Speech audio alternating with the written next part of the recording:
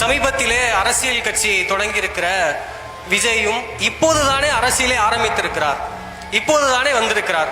இவர் மீது இவ்வளவு காட்டமான விமர்சனங்களை நாம் தமிழர் கட்சி செய்ய வேண்டுமா? எல்லாரும் சீமானாது இவ்வளவு காட்டம் தெரிவிப்பதற்கான காரணம் என்ன என்பதை கேட்கிறார்கள். அவர்களுக்காக ஒரு அரசியல் கட்சியினுடைய தலைவனுக்கும் அரசியல் கட்சிக்கும் கருத்தியலும் கொள்கையும் எவ்வளவு முக்கியம் என்பதை ஒப்பிட்டு நீங்கள் பேச வேண்டும் என்று ஆசைப்படுகிறேன். தம்பி விஜய் அவர்கள் வருகையை பற்றி 15 ஆண்டுகளாக அண்ணன் எடுத்து வைத்திருக்கிற கோட்பாடுகளை நீங்கள் பார்த்தீர்கள். நீ ஒண்ணுமே இல்லாம ஆன்றோர்களும் சான்றோர்களும் இருந்த அரசியல் செஞ்ச இந்த நிலத்தில் கருணாநிதி ஜெயலலிதா என்ற மிகப்பெரிய ஆளுமைகளை ஊடறுத்து 1.5 ஆண்டுகளுக்கு மேலே சிறையில் இருந்து 220 வழக்குகளை போடப்பட்டு ஏறாத நீதிமன்ற படிக்கட்டில்லை, தொழில் செய்ய முடியாது, கடவுச்சீட்டு இல்லை, ஒரு நாட்டுக்கு பறந்து செல்ல முடியாது, எங்கேயும் போக முடியாது.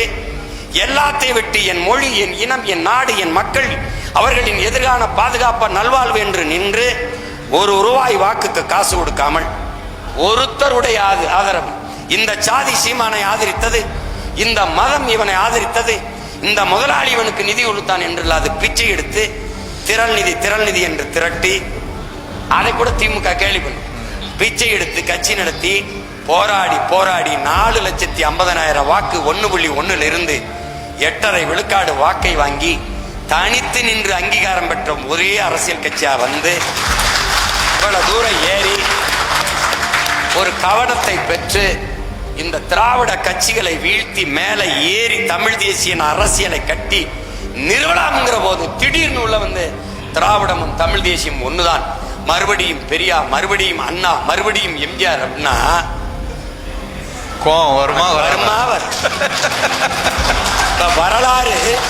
வரலாறு திரும்புதா, அங்கேயே சுத்துதான். தம்பி, திமுகவின் தோற்றுனர் பேரறிஞர் அண்ணா, அதிமுகவின் தோற்றுனர் ஐயா எம்ஜிஆர், 2 பேரும் படத்தை வச்சுக்கிட்டு எங்கிட்டு வரலாறு திரும்பும், நீ தான் திரும்பணும். திராவிடம் என்ற கோட்பாடு என்னரும் சொந்தங்களே, தமிழர் அல்லாதவர் வசதியாக வாழ்வதற்கும் ஆள்வதற்குமான கொண்டு வரப்பட்ட ஒன்று என்பதில் நீங்கள் புரிந்து கொள்ள வேண்டும். தமிழர் அல்லாதவர் பாதுகாப்பாக வாழ்வதற்கும் ஆள்வதற்குமாக கொண்டு வரப்பட்ட ஒன்றுதான் திராவிடம். திராவிடம் என்ற ஒன்றே கிடையாது. எப்படி பார்த்தாலும் சங்கி, நான் கூட சொன்னேன், சங்கி என்றால் கூட நண்பன் என்ற பொருள் வருது. திராவிடம் என்றால் எப்படி பார்த்தாலும் திருடன் என்றுதான் பொருள் வருது. எப்படி பார்த்தாலும்